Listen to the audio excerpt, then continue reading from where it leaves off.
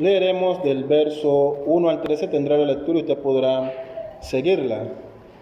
Efesios 3, del 1 al 13. Dice así la palabra de Dios. Por esta causa yo, Pablo, prisionero de Cristo Jesús, por vosotros, los gentiles, si es que habéis oído de la administración de la gracia de Dios que me fue dada para con vosotros, que por revelación me fue declarado el misterio, como antes lo he escrito brevemente, leyendo lo cual podéis entender cuál sea mi conocimiento en el misterio de Cristo, misterio que en otras generaciones no se dio a conocer a los hijos de los hombres, como ahora es revelado a sus santos apóstoles y profetas por el Espíritu.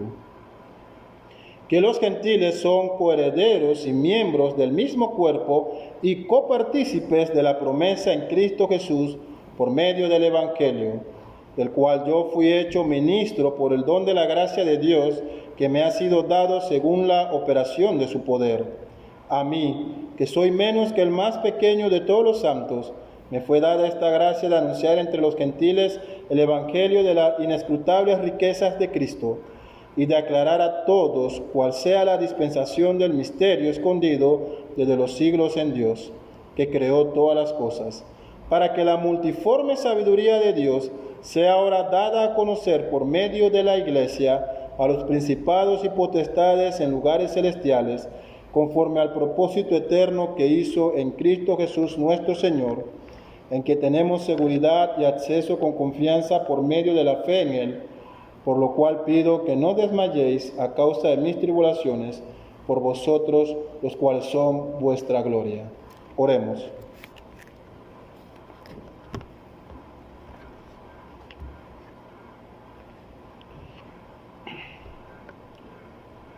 Padre Celestial, en esta tarde nos acercamos ante tu presencia, oh Dios, a través de los méritos de Jesucristo, tu Hijo, nuestro Salvador. Pedimos, Señor, la dirección de tu Santo Espíritu en esta hora, en este momento en que tu iglesia abre tu palabra, oh Dios, para meditar en ella. Señor, que podamos ser transformados con el poder de tu palabra, que tu Santo Espíritu, Señor, nos dirija a toda verdad, nos revele, Señor, tu voluntad para nosotros, y que estas verdades que hoy aprendamos sean una realidad en nuestras vidas, que las apliquemos en nosotros, Señor, y que también la compartamos con los demás. Padre, edifica tu iglesia en esta hora y permíteme ser un mensajero fiel de tu palabra. Te pedimos estas cosas en Cristo Jesús, tu Hijo. Amén.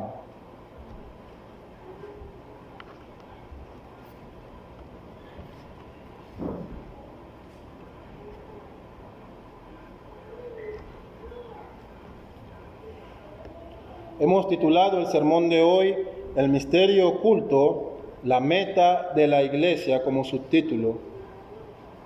Y el mismo estará compuesto de 3 partes. La primera parte, del verso 1 al 5, nos hablará del misterio revelado de Dios por medio de los apóstoles.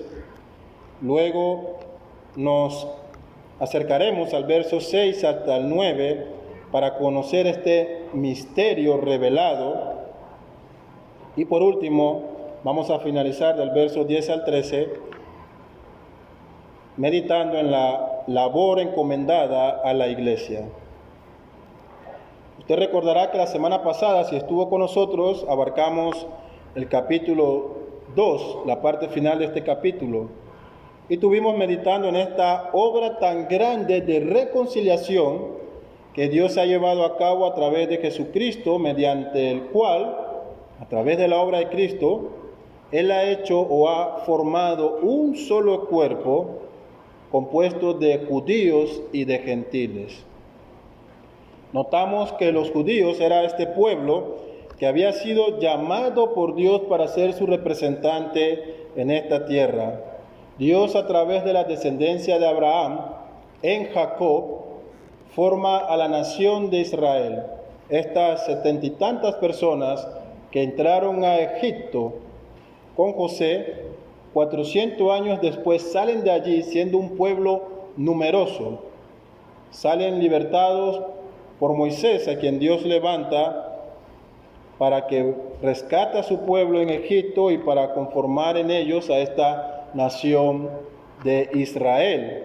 Nación que recibiría grandes beneficios de parte de Dios. Los profetas, la ley, la revelación del Mesías y muchas otras cosas más.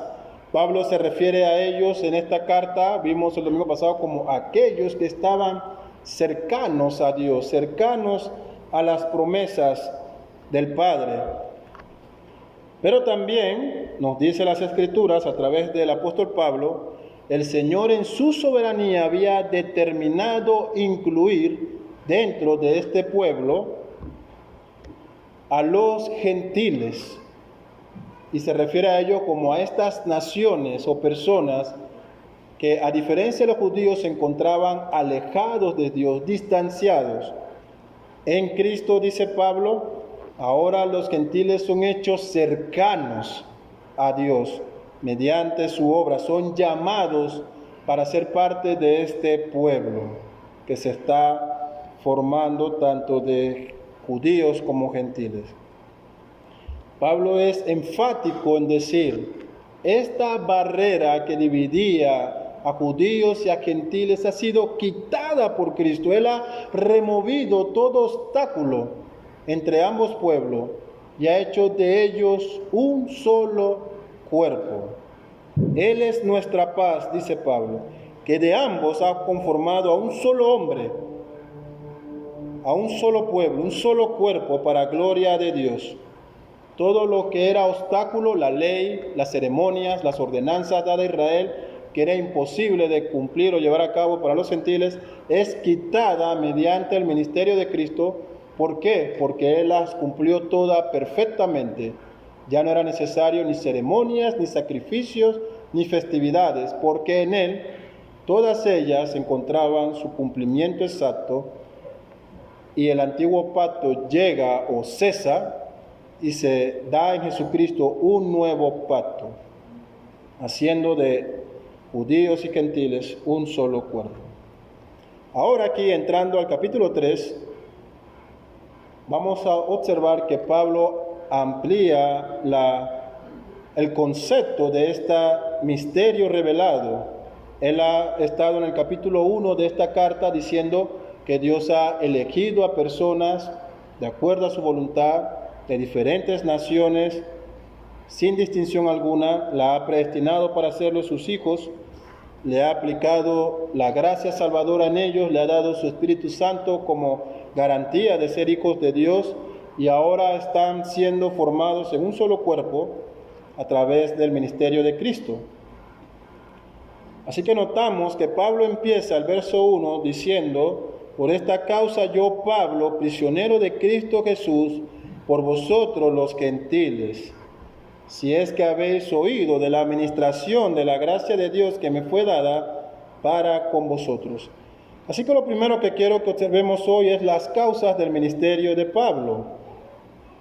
Pablo inicia esta sección, como ya hemos dicho, recordando todo aquello que ha mencionado en el capítulo 2. Dice, por esta causa que hemos sido elegidos, en base a que hemos sido predestinados, por causa de que hemos sido adoptados para ser hijos de Dios, por causa de que Él ha mostrado grande amor en Cristo, que nos ha llamado hijos suyos, por causa de que estando muertos Él nos ha dado vida y nos ha levantado con el mismo poder con que levantó a Cristo, por causa, dice Pablo,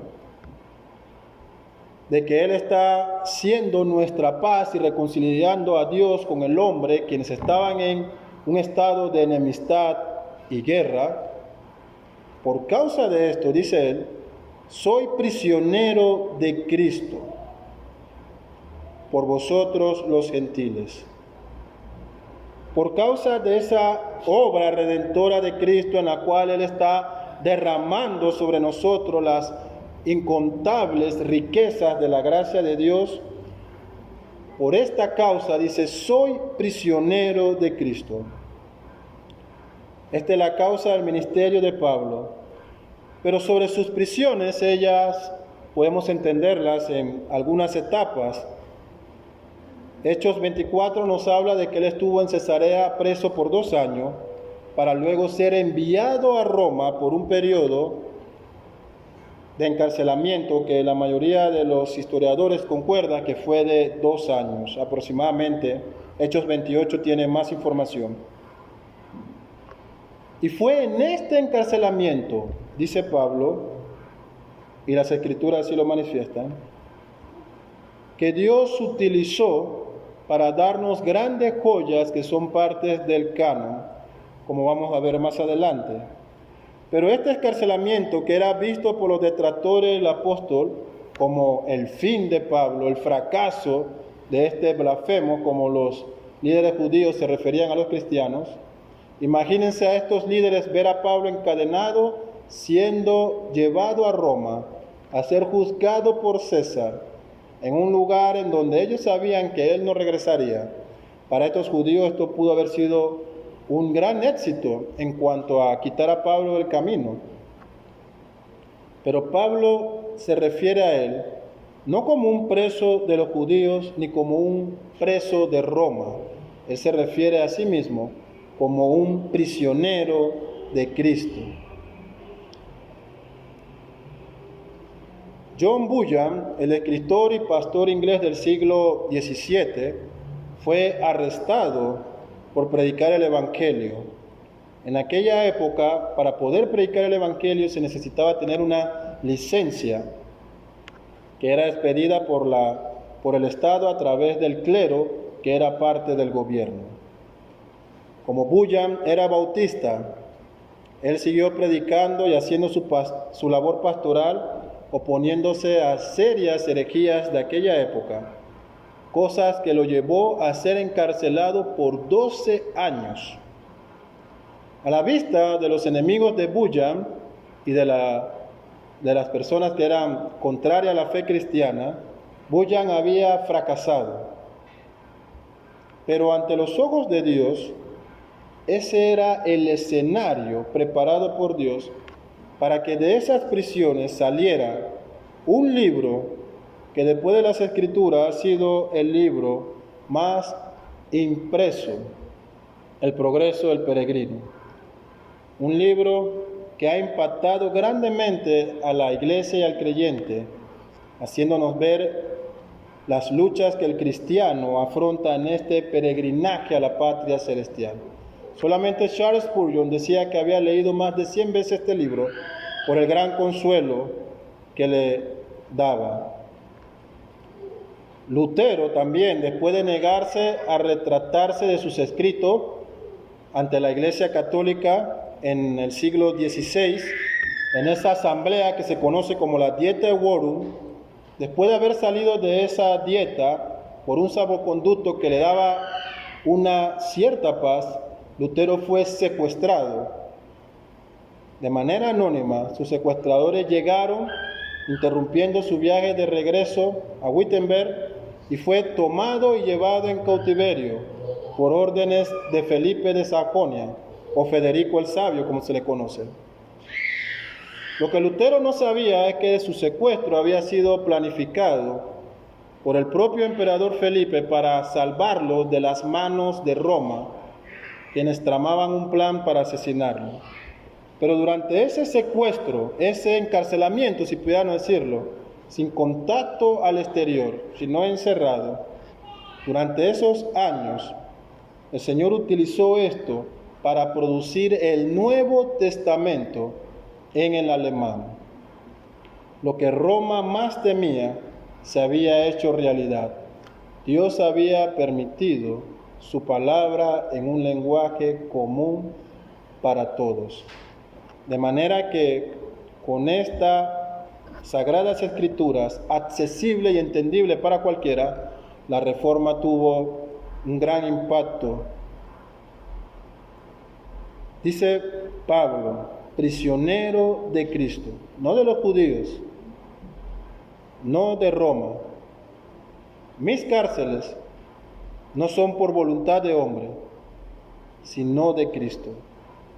Él trabaja de forma misteriosa para los hombres y mujeres que sirven a Dios Mientras que el mundo considera que una cárcel, un secuestro, un encarcelamiento o una persecución es un sinónimo de fracaso, ellas generalmente son utilizadas para los propósitos de Dios, para sus planes soberanos. Si pudiéramos cada uno de nosotros conocer lo que nos depara más adelante, si Bunyan supiera que tenía 12 años de encarcelamiento por causa de la fe, ¿hubiera seguido predicando con el mismo poder? A Pablo se le advierte, no bajes a Jerusalén porque te esperan cárceles y prisiones. Y él le dice, estoy más que dispuesto a ser colgado y encarcelado por Cristo, estoy dispuesto hasta a morir. El ministerio de Pablo a los gentiles no era un asunto, una decisión personal. Él había sido llamado. El libro de Hechos relata este llamado. Instrumento escogido es este para llevar mi nombre en presencia de los gentiles y de reyes y los hijos de Israel. Pero Dios añade una nota. Y yo le mostraré cuán duro, cuán difícil, cuánto se debe padecer por causa de mi nombre. Así que el padecimiento, las cárceles, también son parte de los propósitos de Dios. Siempre y cuando ellas sean por causa de su nombre y no por nuestro pecado, como advierte Jesucristo en el Sermón del Monte. Así que notamos que el apóstol le recuerda a la iglesia en Éfeso que su llamado hacia ellos, este misterio que Dios le ha encomendado que revele, no es por voluntad propia,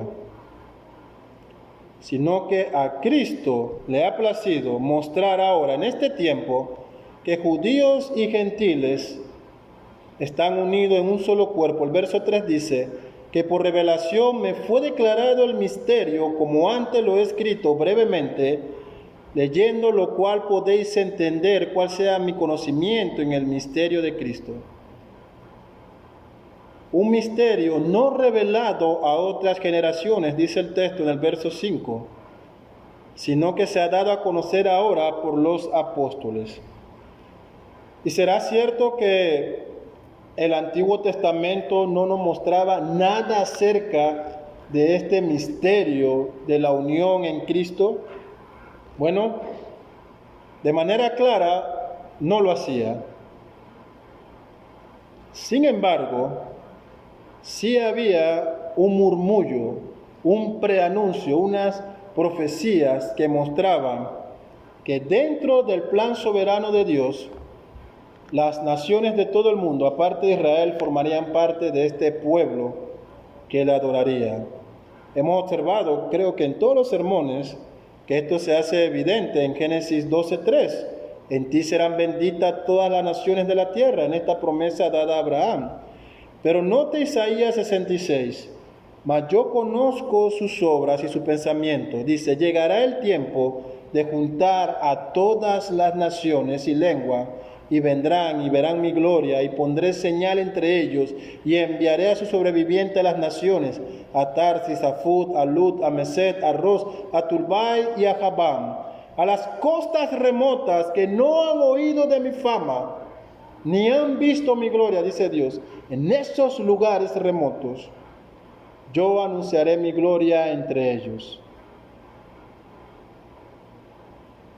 Oseas también nos dice en el capítulo 1, verso 10, con todo será el número de los hijos de Israel como la arena del mar, que no se puede medir ni contar, y en el lugar en donde les fue dicho, vosotros no sois pueblo mío, ahora les será dicho, sois hijos del Dios viviente.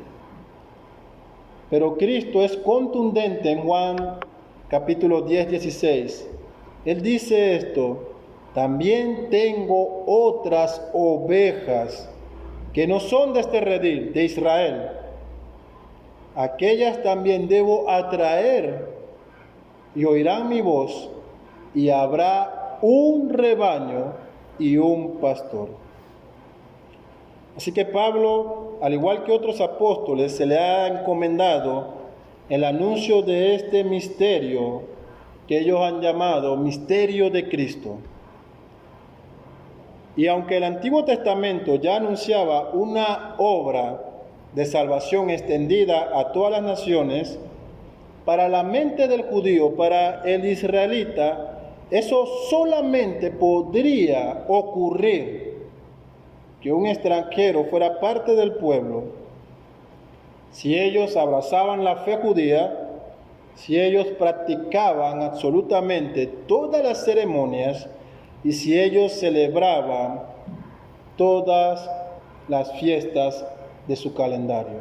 Ellos dicen, no hay problema, puedes hacerte un prosélito, o como el libro de Hechos lo llama, y los evangelios, puedes ser un temeroso de Dios, que era el adjetivo para referirse a los gentiles que habían abrazado el judaísmo, siempre y cuando tú cumplas con la ley, abraces y cumplas la ceremonia y celebres todas nuestras festividades. Sin embargo, dice Pablo, que este misterio de Cristo ha sido dado a los apóstoles y profetas. Ellos han sido comisionados por Dios para enseñar este propósito. Hay un nuevo pacto en Cristo, un nuevo cuerpo formado de ambos grupos gentiles y judíos. Vemos que este misterio es revelado en el verso 6. Notamos que los gentiles son coherederos y miembros del mismo cuerpo y copartícipes de la promesa de Cristo Jesús por medio del Evangelio. Así que esta expresión, que el misterio ha sido revelado, es como quitar el velo. Hay este mensaje que puede ser esta escultura que está cubierta con el velo, como la mesa del Señor en este día. El Antiguo Testamento está diciendo, vendrá una unión en donde todas las naciones serán un pueblo con Dios. Él no está diciendo cómo ocurrirá y de qué forma. Y en Cristo este velo es quitado a la luz de todo y es revelado ahora que gentiles, al igual que los judíos, los gentiles son coherederos y miembros del mismo cuerpo. El velo se ha removido por el Espíritu Santo y se ha manifestado esta hermosa verdad que Dios ha dado a los apóstoles y profetas. ¿Y qué nos dice este misterio? Como hemos leído en el verso 6, gentiles son coherederos y miembros del mismo cuerpo y copartícipes de las promesas de Cristo.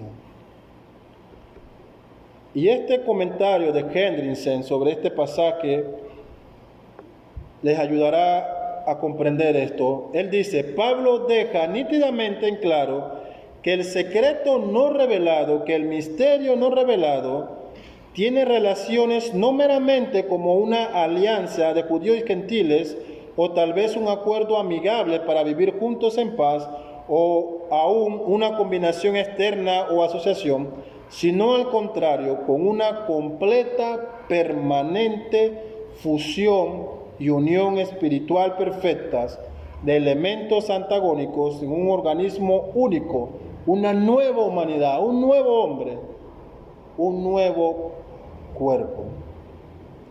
Note lo que dice Pablo, los gentiles son coherederos.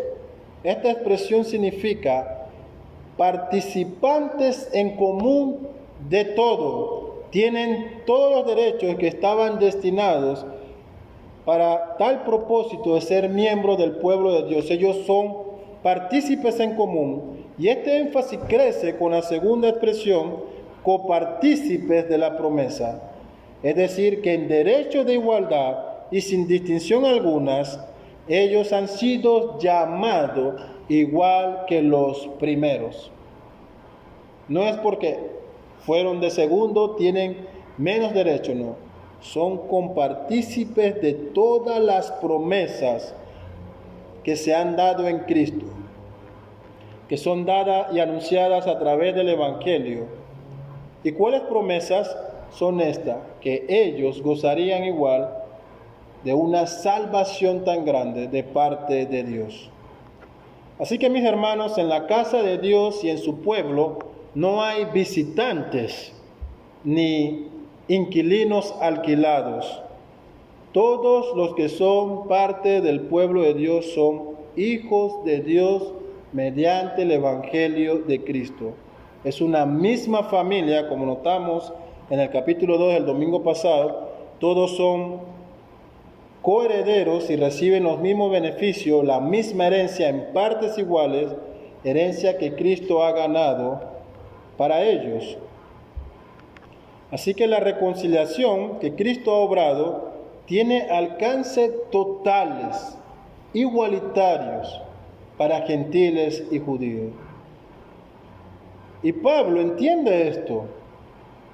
La magnitud de esto es tan sorprendente que él se pone a sí mismo como ejemplo de esta reconciliación y de lo que Dios ha hecho. Por eso él dice en el verso 7, del cual yo fui hecho ministro por el don de la gracia de Dios que me ha sido dada, según la operación de su poder. A mí, dice Pablo, a mí que soy menos que el más pequeño. En el original es una palabra, a mí que soy el más indigno de todos. Se me ha dado el privilegio de anunciar esto. Así que Pablo reconoce que su llamado es soberano de parte de Dios y no por él. ¿Por qué se siente indigno Pablo? Bueno, si usted recuerda lo que la Biblia nos dice acerca de él era un judío ortodoxo, un fariseo radical. Su misión era hacer grandes cosas por el judaísmo, a tal punto de que él arrastraba, mataba y encarcelaba a todo judío que había abrazado la fe cristiana. Así que en su encuentro con Cristo, él no se encontraba en la iglesia, ni en una campaña evangelística. Él iba camino a Damasco para perseguir a la iglesia.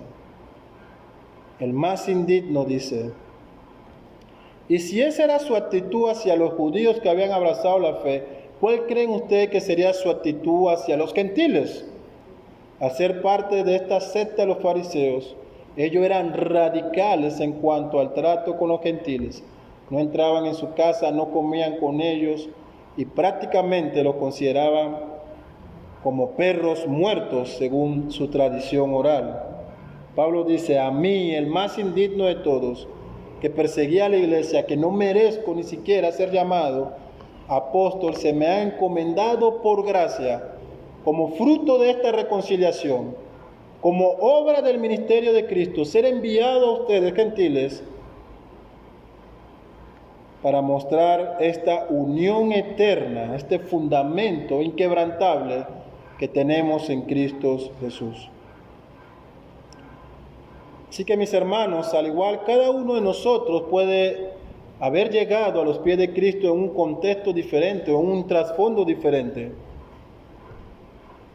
Tal vez algunos eran ateos o creyentes nominales de los que asisten, de los que no se involucran en las cosas de Dios, solo están allí. Algunos pueden haber regresado de una vida inmoral, de desenfrenos, descarriadas, o de un pasado delictivo. Sea cual sea el trasfondo del que el Señor nos ha llamado a cada uno de nosotros, cada uno gozaba de una igualdad en cuanto al pecado. Éramos reos de muertes, hijos de ira, por igual. El veredicto para nuestras vidas, juicio eterno, castigo de Dios. Pero en Cristo ahora no hay categorías en cuanto a nuestra salvación. Ahora compartimos una igualdad en Cristo, reconciliación, paz, salvación, unión en Él, en este maravilloso cuerpo llamado la Iglesia. Todos aquí compartícipes de las promesas de Cristo, de cada beneficio por igual. Él demanda entonces de nosotros, mis hermanos, reflejar el mismo amor y trato entre nosotros que Él nos ha dado. Y todas estas cosas, todo este misterio revelado, mostrado ahora en Cristo, tiene un propósito. Este cuerpo formado, esta nueva humanidad de la que gozamos en Él, este pueblo unificado como uno solo ante Dios, tiene un propósito en la tierra, un propósito aquí. Lo vemos en los versos 10 al 13, la meta de la iglesia. para que la multiforme sabiduría de Dios sea dada a conocer por medio de la Iglesia a los principados y potestades en los lugares celestiales, conforme al propósito eterno que hizo en Cristo Jesús, nuestro Señor. Así que esta unidad de la que gozamos y esta nueva identidad de ser hijo de Dios, de ser miembros de su pueblo, de la Iglesia, tiene el propósito, un propósito establecido por Dios. Si usted ha observado el capítulo 1, 2 y el 3, Pablo se ha enfocado en mostrar todo lo que Dios ha hecho por nosotros, cómo Él está eligiendo, predestinando, otorgando gracia, amando en Cristo, mostrando misericordia, resucitando, uniendo en Cristo como un solo cuerpo. Y ahora Pablo va a mostrarnos lo que la Iglesia debe hacer ahora por Dios, o lo que Dios le ha mandado hacer. Y dice, ella debe ser una anunciadora de la multiforme sabiduría de Dios, para que se dé a conocer, dice Pablo, a todas las huestes, a todo principado, la multiforme sabiduría de Dios a través de la Iglesia. De tal manera, mis hermanos, que todo el universo, todo lo creado, debe ver en la Iglesia la realidad de este Evangelio, de esta unión eterna en Cristo. Las huestes celestiales glorifican a Dios a través de lo que Dios ha hecho por medio de la Iglesia. Note entonces el canto de los ángeles cuando en Lucas 2:14 se registra el nacimiento de Cristo. Ellos dicen, gloria a Dios en las alturas y en la tierra paz, buena voluntad para con los hombres. Esto está haciéndose realidad. Los ángeles saben, ha descendido el Mesías, ha nacido, y esta unión eterna forjada en el tiempo pasado por el Dios Trino ahora se está haciendo realidad con la presencia del Mesías entre ustedes. Todo el universo debe ver en la Iglesia la realidad del Evangelio. Graham Goldsworthy dijo, el significado del universo se encuentra en el Evangelio. La Iglesia está puesta, mis hermanos, en la tierra con un único propósito: anunciar el Evangelio,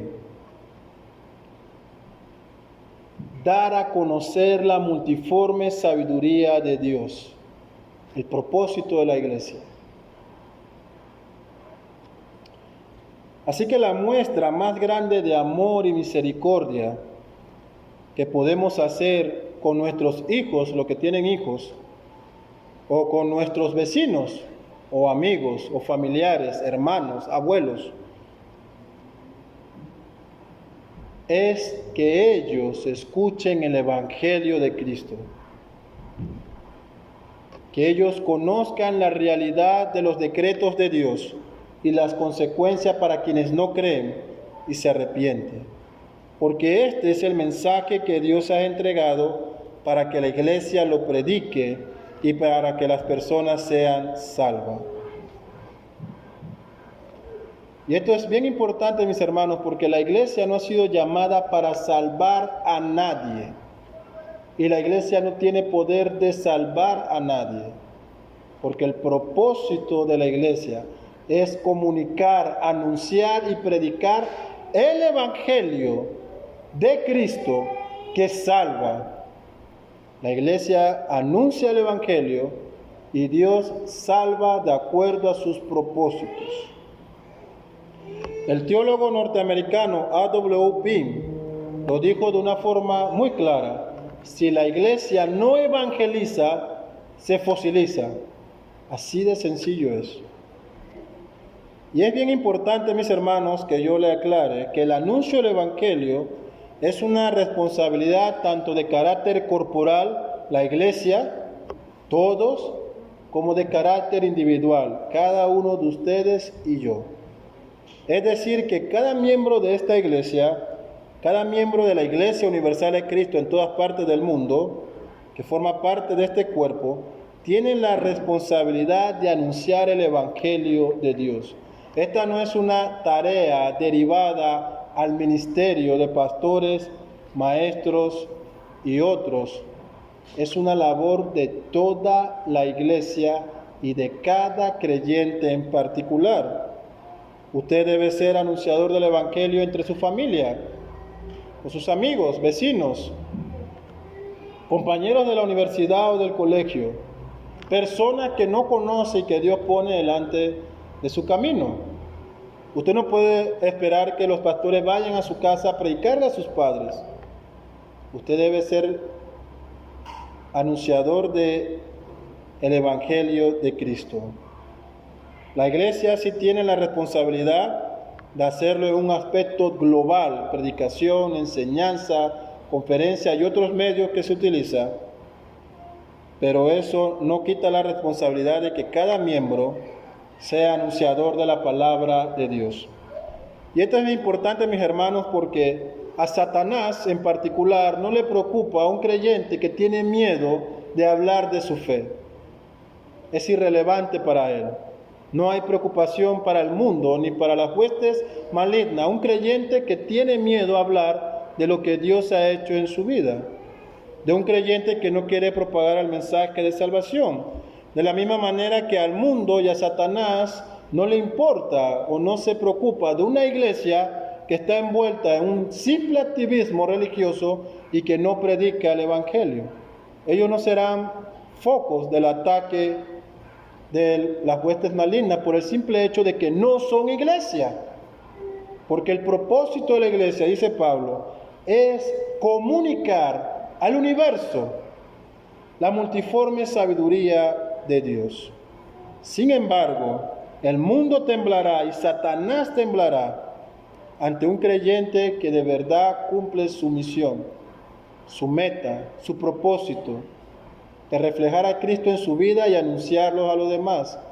De la misma manera que Satanás se levantará con ira y ataque contra una iglesia que de verdad se ha propuesto predicar y mostrar al mundo la multiforme sabiduría de Dios por medio del Evangelio. Y saben, mis hermanos, tenemos la garantía de que tendremos victoria en esta meta. Es una meta dada cuyo resultado final se conoce, se cumplirá y seremos victoriosos. Nadie ni nada podrá detener nunca el Evangelio. Mientras que Pablo estaba preso en Roma, en una casa alquilada, Hechos 28, usted puede leerlo, el Evangelio corría por toda Asia. El Evangelio no puede estar preso, nunca estará preso. No hay cárceles que detengan la verdad del Evangelio. No hay cosa creada que pueda destruir el cuerpo de Cristo. No hay hombre alguno que pueda dividir esta unión eterna fundamentada en Jesús. Note el verso 11, conforme al propósito eterno que hizo en Cristo Jesús nuestro Señor, en quien tenemos seguridad, dice Pablo, y acceso con confianza por medio de la fe. Nadie podrá detener esta meta, esta labor y este propósito. Por eso que en Romanos 8:28 en adelante Pablo dice, ni lo creado, ni lo porvenir, ni lo alto, ni lo profundo, ni ninguna cosa, ni espada, ni hambre, ni enfermedad, nada podrá separarnos del amor de Dios. De la misma manera que nada podrá detener el avance del Evangelio. Así que esta multiforme sabiduría de Dios desplegada en la iglesia es evidencia de su poder. Él ha hecho un solo pueblo reconciliado con Él. A los hombres enemigos suyos, Él los ha hecho ahora hijos. Lo que era imposible ahora es una realidad. Y si esto es una realidad, la victoria de la iglesia, mi hermano, lo es también. Pablo concluye entonces en estos versos animando a la iglesia en Éfeso, diciéndole en el verso 13, por lo cual pido que no desmayéis a causa de mis tribulaciones, por vosotros los cuales son vuestra gloria. Nuevamente, como empezó en el verso 1 de este capítulo, él reafirma, mis cárceles no deben ser motivo de tristeza, mis tribulaciones no deben causar dolor entre ustedes, iglesia de Éfeso, sino que debe llenarlos de gloria, porque Dios le ha salvado con gran salvación y le ha dado ahora un acceso confiable ante Él a través de Cristo, y además les ha hecho parte del pueblo de Dios aquí en la tierra, y le ha dado esta comisión, esta meta, este propósito de llevar el mensaje de su multiforme sabiduría, un mensaje que ni cárcel, ni aflicción, ni hombre, ni persecución podrá apagar nunca.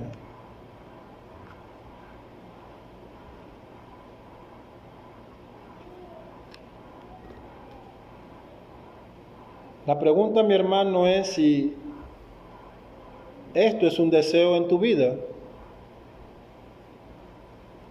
Si tú como hijo de Dios, miembro de este cuerpo de la iglesia, estás involucrado en esta labor que se nos ha encomendado. Una labor de llevar el mensaje del Evangelio, no de grabar TikTok, de predicar el Evangelio.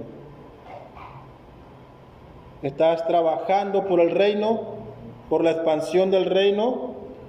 Tu oración, que tu reino venga pronto a nosotros, también en tus acciones es, escuchen el mensaje del reino. Pero quiero que reflexiones aún en otras cosas. ¿Qué tan cómodo estás con la realidad de que tu hijo o tu hija, tu padre o tu madre, o cualquier pariente o amigo ha llegado a ti, cercano a ti, que no conoce a Cristo, morirá y será enviado a una eternidad?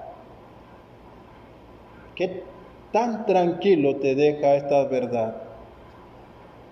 ¿O acaso no queremos que aquellos a quienes amamos también gocen de esta herencia que tenemos en Cristo? Y si ellos se rehúsan a creer, podremos decir como lo hacía Susana Wesley cuando hablaba con sus hijos y les decía, si ustedes no creen, en el día final yo diré amén cuando Dios lo envíe al infierno.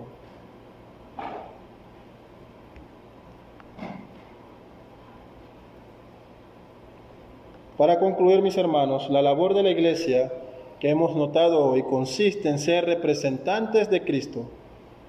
Esta sociedad necesita el Evangelio, no actividades, no conciertos. No está mal eso. Eso no es el énfasis. Esta sociedad, este mundo solo podrá ser alcanzado única y exclusivamente por medio de la predicación del Evangelio. La iglesia que no está ocupada en la propagación de la palabra de Dios, a través de la predicación, la enseñanza y el estudio de las Escrituras, es una iglesia que no está cumpliendo su propósito, que no está obedeciendo al llamado eterno de Dios. Y anunciar, sea anunciadores, se ha encomendado, dice Pablo, a la iglesia que dé testimonio al universo de la multiforme sabiduría de Dios. Así que le animo en esta hora que cumplan su propósito para el cual han sido salvados y que esta iglesia continúe cumpliendo ese propósito. Oremos.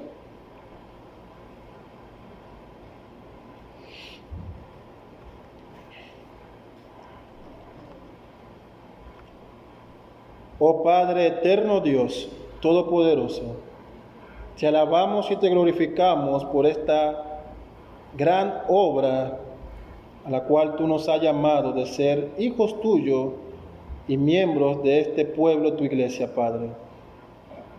Señor, fortalece a tus hijos en esta hora. Anímalos, Señor, y dale valor para que, de acuerdo a tu voluntad, ellos puedan también llevar este mensaje a las demás personas, Señor, que tú pongas delante de ellos. Padre, y te pedimos que las puertas de esta iglesia se mantengan abiertas, Señor, y que este púlpito que tú has levantado aquí Anuncie, Señor, tu evangelio, tu palabra, de forma fiel hasta el día en que tú vengas por tu iglesia, Padre. Sosténnos a nosotros, a tu iglesia de Balboa, y ayúdanos, Señor, a perseverar en esta obediencia al mandato que nos has dado, Padre. Te pedimos estas cosas en Cristo Jesús, tu Hijo. Amén.